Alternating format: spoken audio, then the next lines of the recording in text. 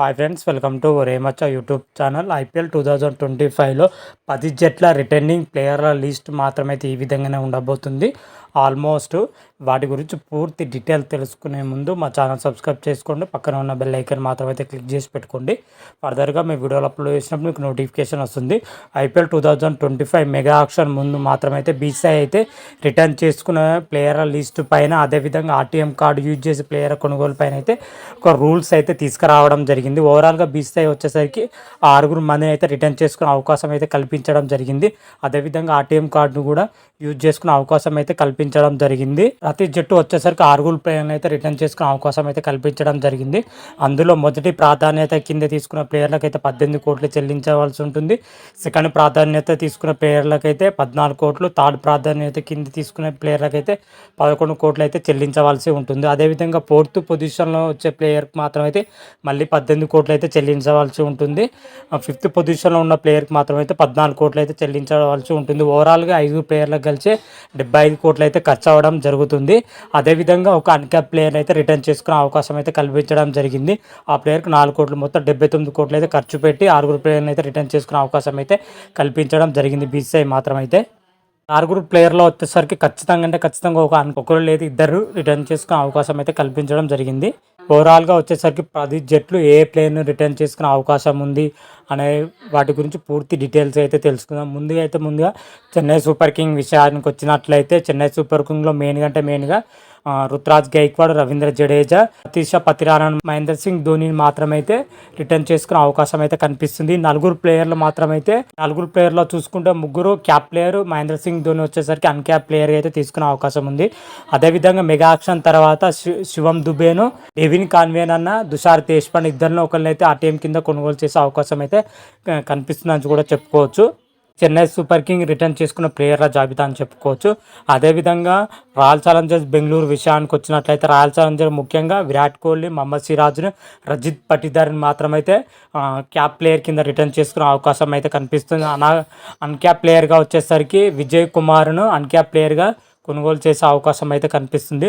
ఒకవేళ ఆర్టీఎం కింద కొనుగోలు చేయాలంటే విల్ జాక్సన్, అదేవిధంగా ఎస్దాయల్ లేదా మ్యాక్స్వెల్ను ఆర్టీఎం కింద కొనుగోలు చేసే అవకాశం అయితే కనిపిస్తుంది.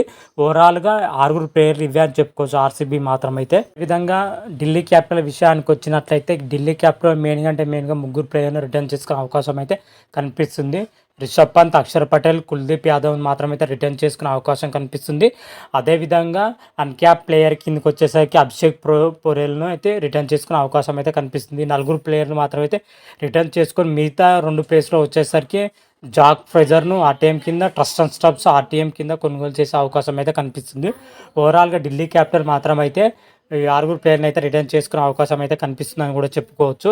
అదేవిధంగా గుజరాత్ టైటాన్ విషయానికి వచ్చినట్లయితే, గుజరాత్ టైటాన్స్ మెయిన్గా క్యాప్ ప్లేయర్ల కిందకి అయితే శుభ్మన్ గిల్, రషీద్ ఖాన్, సాయి సుదర్శన్ మాత్రమైతే క్యాప్ ప్లేయర్ కింద రిటర్న్ చేసుకునే అవకాశం అయితే కనిపిస్తుంది. అన్క్యాప్ ప్లేయర్ కింద వచ్చేసరికి రాహుల్ త్రిపాఠి అన్క్యాప్ ప్లేయర్ కింద రిటర్న్ చేసుకునే అవకాశం అయితే కనిపిస్తుంది. అదేవిధంగా ఆర్టీఎం కింద వచ్చేసరికి మహమ్మద్ షమీని, డేవిడ్ మిల్లర్ను ఆర్టీఎం కార్డు ఉపయోగించి అయితే కొనుగోలు చేసే అవకాశం అయితే కనిపిస్తుంది. ఓవరాల్గా గుజరాత్ టైటాన్స్ మాత్రం అయితే వీళ్ళను ఈ 6 ప్లేయర్ని అయితే రిటర్న్ చేసుకునే అవకాశం అయితే కనిపిస్తుంది. అదేవిధంగా సన్ రైజర్స్ హైదరాబాద్ విషయానికి వచ్చినట్లయితే, సన్ రైజర్స్ హైదరాబాద్ మెయిన్గా ట్రావిస్ హెడ్, అభిషేక్ శర్మ, ఎండ్రో క్లాసన్స్ మాత్రమైతే రిటర్న్ చేసుకునే అవకాశం అయితే కనిపిస్తుంది. అదేవిధంగా మరో ప్లేస్ల గురించి చూసుకుంటే, ఆర్టీఎం కింద వచ్చేసరికి నితీష్ కుమార్ రెడ్డిని లేదా ప్యాట్ కమెంట్స్ను ఆర్టీఎం కింద కొనుగోలు చేసే అవకాశం అయితే కనిపిస్తుంది. అదేవిధంగా మరొక ప్లేయర్ వచ్చేసరికి భువనేశ్వర్ కుమార్, నటరాజన్లో ఎవరినో ఒకరిని ఆర్టీఎం కింద కొనుగోలు చేసే అవకాశం అయితే కనిపిస్తుంది. ఓవరాల్గా సన్ రైజర్స్ హైదరాబాద్ ఈ 6 ప్లేయర్లను అయితే రిటర్న్ చేసుకునే అవకాశం అయితే. ఈ విధంగా రాజస్థాన్ రాయల్ విషయానికి వచ్చినట్లయితే, రాజస్థాన్ రాయల్ మెయిన్గా వచ్చేసరికి సంజు శాంసన్, ఎస్ఎస్సి జైస్వాల్, జాస్ బట్లర్ అయితే కన్ఫామ్గా రిటర్న్ చేసుకుంటుంది. అదేవిధంగా ఆర్టీఎం కింద వచ్చేసరికి 2 ప్లేయర్ని అయితే కొనుగోలు చేసే అవకాశం అయితే కనిపిస్తుంది. యజ్వేంద్ర చాహల్, అదేవిధంగా రియాన్ పరాగ్ ఆర్టీఎం కార్డు ఉపయోగించి కొనుగోలు చేసే అవకాశం అయితే కనిపిస్తుంది. ఈ విధంగా అన్క్యాప్ ప్లేయర్లో చూసుకుంటే సందీప్ శర్మను అన్క్యాప్ ప్లేయర్గా ఆర్టీఎం కింద కొనుగోలు చేసే అవకాశం అయితే కనిపిస్తుంది. ఓవరాల్గా వచ్చేసరికి రాజస్థాన్ రాయల్స్ అయితే ఈ 6 ప్లేయర్ని అయితే రిటర్న్ చేసుకునే అవకాశం అయితే కనిపిస్తున్నాయి చెప్పుకోవచ్చు.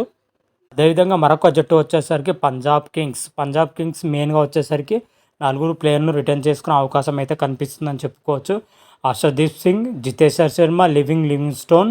ఇది క్యాప్ ప్లేయర్ కిందకైతే వీళ్ళు ముగ్గురిని అయితే రిటర్న్ చేసుకునే అవకాశం ఉంది. అన్క్యాప్ ప్లేయర్ కిందకి వచ్చేసరికి శశాంక్ సింగ్, అక్షర్ శర్మను అన్క్యాప్ ప్లేయర్ కింద వీళ్ళిద్దరిని అయితే కొనుగోలు చేసే అవకాశం అయితే కనిపిస్తుంది. అదేవిధంగా ఆర్టీఎం కార్డు ఉపయోగించి ప్రభు సిమ్రాన్ సింగ్ అయితే కొనుగోలు చేసే అవకాశం అయితే కనిపిస్తుంది. ఓవరాల్గా పంజాబ్ కింగ్స్ మాత్రమైతే ఈ ఆరుగురు ప్లేయర్ను రిటర్న్ చేసుకునే అవకాశం అయితే ఉంది. అదేవిధంగా మరొక జట్టు వచ్చేసరికి ముంబై ఇండియన్స్ విషయానికి వచ్చినట్లయితే ముఖ్యంగా ముగ్గురిని అయితే రిటర్న్ చేసుకునే అవకాశం అయితే క్లియర్ కట్గా కనిపిస్తుందని చెప్పుకోవచ్చు. మొదటగా వచ్చేసరికి జస్ప్రీత్ బుమ్రా, సూర్యకుమార్ యాదవ్, హార్దిక్ పాండ్యాని అయితే రిటర్న్ చేసుకునే అవకాశం అయితే కనిపిస్తుంది వీళ్ళనైతే. అదేవిధంగా ఆర్టీఎం కార్డు ఉపయోగించి మరొక ముగ్గురు ప్లేయర్ని అయితే కొనుగోలు చేసే అవకాశం ఉంది. తిలక్ వర్మను, ఇషాన్ కిషన్ను, నేపాల్ వదీరా వంటి ప్లేయర్ని మాత్రమైతే ఆర్టీఎం కింద ఉపయోగించుకునే అవకాశం అయితే కనిపిస్తుంది. ఇందులో అన్క్యాప్ ప్లేయర్గా వచ్చేసరికి నేపాల్ వదీరా అయితే ఉండడం జరిగింది. ఓవరాల్గా ముంబై ఇండియన్స్ ఈ ఆరుగురు ప్లేయర్ని అయితే రిటర్న్ చేసుకునే అవకాశం అయితే ఉంది. అదేవిధంగా కోల్కతా నైట్ రైడర్ విషయానికి వచ్చినట్లయితే కోల్కతా నైట్ రైడర్ మెయిన్గా ముగ్గురు ప్లేయర్ని అయితే రిటర్న్ చేసుకునే అవకాశం అయితే కనిపిస్తుంది. శ్రేయస్ అయ్యర్, ఆండ్రూ రసల్, సునీల్ నారాయణ అయితే రిటర్న్ చేసుకోవడం జరుగుతుంది. అదేవిధంగా ఆర్టీఎం కింద ఉపయోగించి రింకు సింగ్, వరుణ్ చక్రవర్తిని ఆర్టీఎం కింద కొనుగోలు చేసే అవకాశం అయితే కనిపిస్తుంది. ఓవరాల్గా కోల్కతా నైట్ రైడర్స్ మాత్రమైతే రిటర్న్ చేసుకున్న ప్లేయర్ లిస్ట్ అది ఇది అని చెప్పుకోవచ్చు. అదేవిధంగా లక్నో సూపర్ జాయింట్ విషయానికి వచ్చినట్టయితే లక్నో సూపర్ జాయింట్ మెయిన్గా ముగ్గురు ప్లేయర్ని అయితే రిటర్న్ చేసుకునే అవకాశం అయితే కనిపిస్తుంది. నికోలస్ పూరన్, మార్కో స్టోనిస్, అదేవిధంగా ఆయుష్ బదోని అయితే రిటర్న్ చేసుకునే అవకాశం అయితే కనిపిస్తుంది. ఆయుష్ బదోని వచ్చేసరికి అన్క్యాప్ ప్లేయరు. అదేవిధంగా ఆర్టీఎంకి కార్డు ఉపయోగించుకొని మయాంక్ యాదవ్ను, కృణాల్ పాండ్యాను కొనుగోలు చేసే అవకాశం అయితే కనిపిస్తున్నాయి లక్నో సూపర్ జాయింట్ క్లియర్ కట్గా అయితే తెలియదు. మ్యాక్సిమం మనకు తెలుస్తున్న సమాచారం అయితే వీళ్ళనే రిటర్న్ చేసుకునే అవకాశం అయితే కనిపిస్తుంది. ఓవరాల్గా 10 జట్లు మాత్రమైతే ఐపీఎల్ 2025లో రిటర్న్ చేసుకున్న ప్లేయర్ లిస్ట్ దాదాపు ఇదే అని కూడా చెప్పుకోవచ్చు. అన్ని రకాల అనాలిసిస్ చేసి ఈ లిస్ట్ అయితే ప్రకటించడం జరుగుతుంది. చూడాలి ఈ లిస్ట్ ప్రకారమే మరి 10 జట్లు ఉంటాయా, ఏ విధంగా ఉంటాయి, ఎలా ఉంటాయి అని అయితే మరికొద్ది రోజుల్లోనైతే మనకైతే తెలియనుంది. నవంబర్ 15th లోపు అయితే ఎంతమంది ప్లేయర్ను రిటర్న్ చేసుకున్న లిస్ట్ మాత్రం అయితే బీసీసీఐకి అయితే సబ్మిట్ చేయాల్సి ఉంటుంది. నవంబర్ 15th లోపు. ఆలోగా మనకు క్లియర్ కట్గా అయితే తెలిసిపోతుంది ఏ ప్లేయర్ రిటర్న్ చేసుకుని ఏ ప్లేయర్ రిలీజ్ చేశారనే విషయాల గురించి.